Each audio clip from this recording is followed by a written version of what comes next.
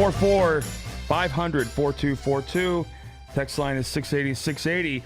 One of my favorite people in all the world will be joining me very shortly, Ann Coulter.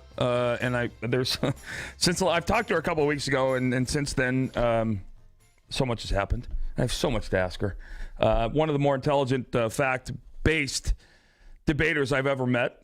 She draws crowds from both sides. She is, you know what? She might be a female General Mattis. Here, another General Mattis quote, by the way. I don't lose sleep at night over the potential for failure. I cannot even spell the word. There are some people who think you have to hate them in order to shoot them. I don't think you do. It's just business. Marines don't know how to spell the word defeat. Oh, my goodness. This guy is just... He's what you look for in a leader. And you know, I can tell you from being over a couple different times to visit our soldiers, there's nothing like standing in a room with a man who, or a woman, who is running an organization of soldiers, whether it be a squad, platoon, brigade, battalion, division, whatever. They define leadership, and it's enjoyable to listen to them. Let's go back out to the phones and talk to Mike. Mike, how are you? Good, Kurt. How are you? I'm fine, thank you. What can I do for you? That interview with Chuck Todd that you played the clip of Heilemann talking about the selections that Trump had already made.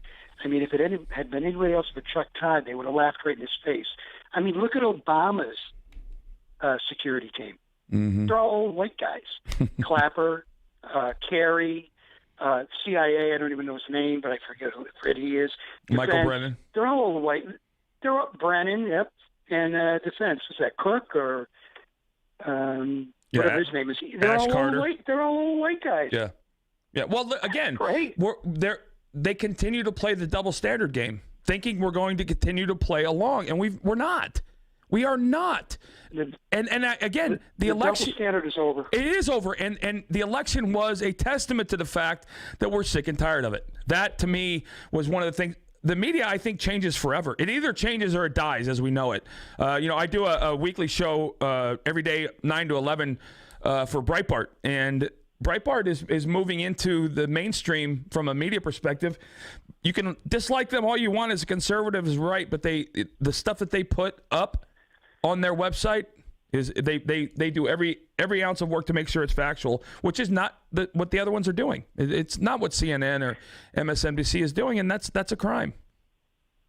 That's terrific. And one other thing in that interview was, these people that are talking about the popular vote. She might be. They're still counting votes, by the way, but she might be leading by like whatever it is, 1.1. But he also brought out, and this is checked out now, brought out that in the battleground states, Trump was up almost 900,000 votes. Mm-hmm.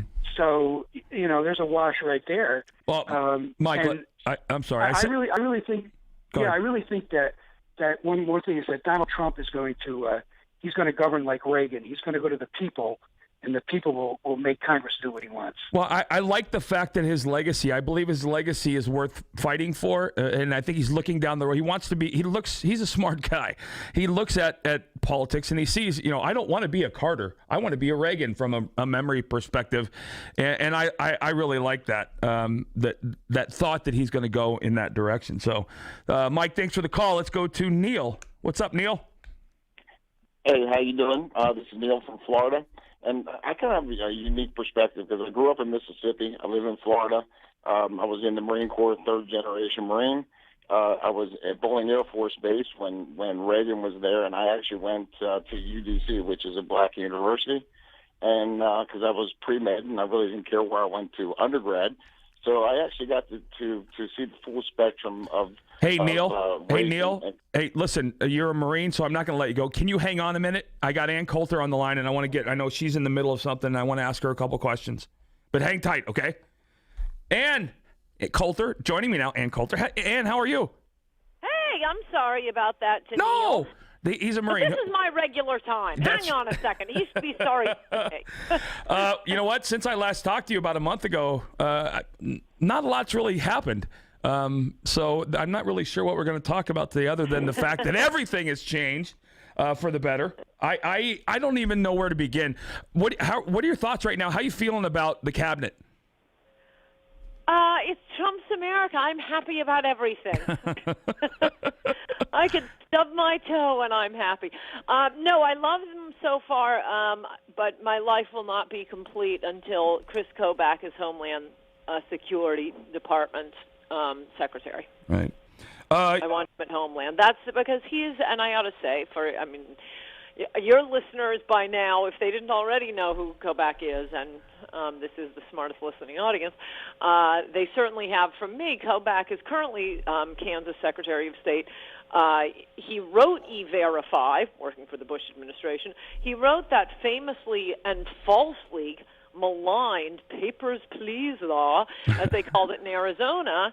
It was denounced as, outrageous, as Nazi Germany. It's unconstitutional. The court's going to strike it down, and that part of the law was absolutely upheld by the Supreme Court. He went to Harvard undergrad, Yale Law School, Oxford, as a Marshall Scholar, not even a cheesy little Rhodes Scholar. He's tall, young, and he's been, this is the guy who's going to find out how to get Trump's agenda through. A lot of the other people allegedly in competition, I don't care if they say there was Trump in spirit, or, Giuliani says he's changed his mind on sanctuary cities. Fine, put him someplace where he has absolutely nothing to do with immigration. I actually really like Rudy Giuliani. But this is a short opportunity to save the country. Well, yeah. By the way, In Trump We Trust, E Pluribus Awesome is your latest book. You can find it anywhere, everywhere, starting at Amazon online. Another bestseller, another amazing job. I marvel when I read your stuff at the amount of time and effort put into writing what you write, because, and I told you the story before, I heard you and I saw you with Bill Maher here in Boston with my family. And wait, Bill who? Bill Maher. What did I say? Bill Maher. Bill Maher. Oh, I thought you were making fun of who's Bill Maher. Okay. Well, sure. That's what I was doing. Steve just screwed my whole thing up. But no, and I don't know if I told you the story before, but I listened to you and marveled at you as you made it. You guys, I don't even remember what the argument was over. It might have been over immigration or something, and you basically spent 40 minutes laying out a fact-based argument. What you do for everything, liberals just, their heads explode when this stuff starts becoming factual. And his response after that, his response to your entire argument is, yeah, but you're a B word. And everybody laughed, and then you guys moved on to the next topic. We are the party of substance, and I say we. Anybody not far left. I mean, yes, she won the popular vote, but if you take out Western California, which I would have no problem doing, she loses by 6 or 7 million votes. And it's so outrageous. They're such hypocrites. Back when they thought Obama, I think when he was first running in 2008, you can take 10 minutes on Google and find all these cases. The media thought Obama was going to win the electoral vote but lose the popular vote. So in anticipation, and also I think he thought the same thing about Gore versus Bush in 2000. You get all these articles in the New York Times, why the popular vote doesn't matter, the Electoral College, why our framers chose this. So that's point one. Whichever way after the game is played, they want to come back in and say, well, if it was played under different rules, yes, but those weren't the rules. And as Trump completely accurately said, fine, we'll beat you at the popular vote, but you got to tell us before the election. And he's 100% right. California and New York, no chance they're going to vote for a Republican. That's what the Democrats are trying to do with the entire country, with immigration, turn it into California. So Republicans, neither Republicans nor Democrats even campaign in California, but I will tell you, people like voting for a winner. I think I personally know 1 million Californians who are Republicans and never ever vote because they say,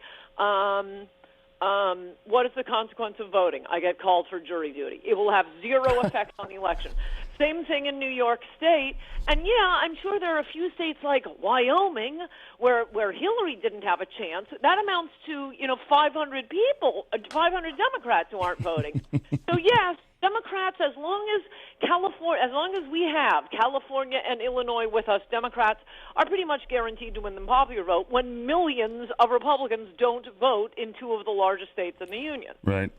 So I don't want to say glee, but I can't stop smiling at the stories. Yes, I did wake up. Listen, the last two elections, honestly, God, I woke up the next day. I was incredibly bothered. But life still goes on, and you have to. Last election, not the last two. Yeah, but oh, you're right. I'm sorry.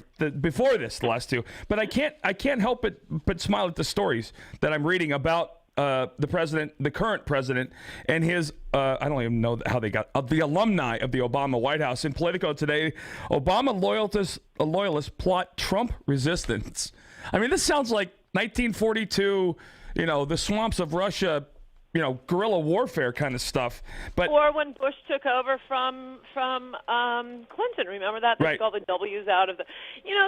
Some hijinks isn't bad. There was some bad stuff done by the Clinton employees, and never the politicians themselves. And I will say again, even though your listeners will, fly to find me and punch me for this, Obama is an elegant person. His remarks since the election have actually been totally perfect. What you expect from a president, no nastiness. He had that nice meeting with Trump, and I say the same thing about Trump. Trump is a charming person. This is how he managed to make, $11 billion. It's not by being a jerk to people he's doing business with. And I'm sure he totally charmed Obama, and vice versa. That doesn't mean they don't have very different ideas about government policy, and they do. But a lot of the people working for this administration, and just to clarify, 8 years ago when Obama beat McCain, I got to tell you, I wasn't that sad the next day. I was depressed about Obama, right. But I wouldn't have been happy about McCain. No, Romney depressed me. Yeah, well, now you could have Mitt Romney as Secretary of State. Which, by the way, I think that is brilliant, and not because I'm not a little testy with Romney for coming out and attacking our right. greatest president ever, Donald Trump. But I, as you recall, was a huge supporter of Mitt Romney's, and it was because he was the best on immigration we've ever had. Like Obama, I think he's an elegant person, looks good in a suit, lovely family. On one hand, it would be extremely clever, I think, of Donald Trump to put him at Secretary of State, because even if he is the establishment candidate of our nightmares, he can't really do any damage as Secretary of State. You'd like this guy to be going around representing America. It has nothing to do with immigration. He agreed with Trump on trade, which is why it was weird that he lashed out at him with all those horrible things he said.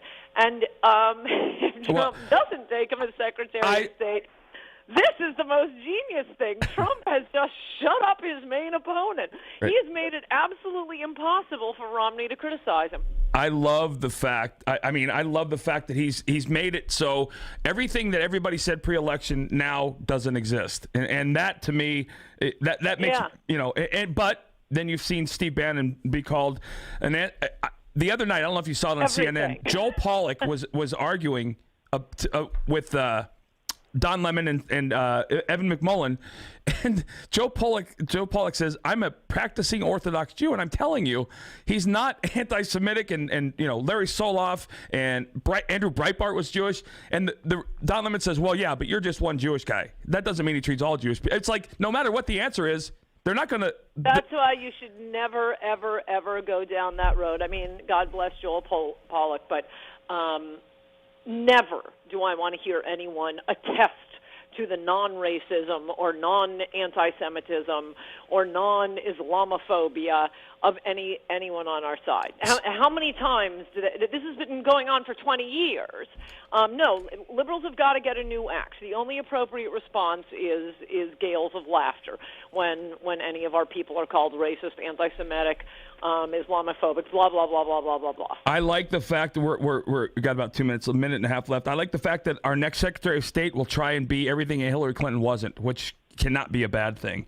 Are you having dinner with Howie down there? I think we are. Well, brunch on Friday. Oh, well, brunch. Ann, you're going to have to bring him around on Mitt Romney. He's kind of down on Romney. I don't think it makes that much. Either way, Trump wins, and it was brilliant. Oh, but the main point I would make is an actual positive point, not just do no harm, is is it's a huge, juicy establishment pick, and it ought to shut them up as he puts Coe back at Department of Homeland Security. All right, Ann, thank you again. As always, I will be hitting you up every week to talk to me at some point, either in the morning or in the afternoon. Absolutely. And you know what? Happy Trump's America. Let me ask you something. If he comes to you and says, I want you to be my press secretary, what does that sound like? It sounds like a job. That's not really my thing. All right, Ann, thank you very much. Ann Coulter, Kurt Schilling in for Howie Carr, 844-500-4242. We'll go back out to the phones. And Neil, Semper Fi, and thank you for waiting. We'll get back to you after the break. Kurt Schilling in for Howie Carr. That's right, Howie Carr.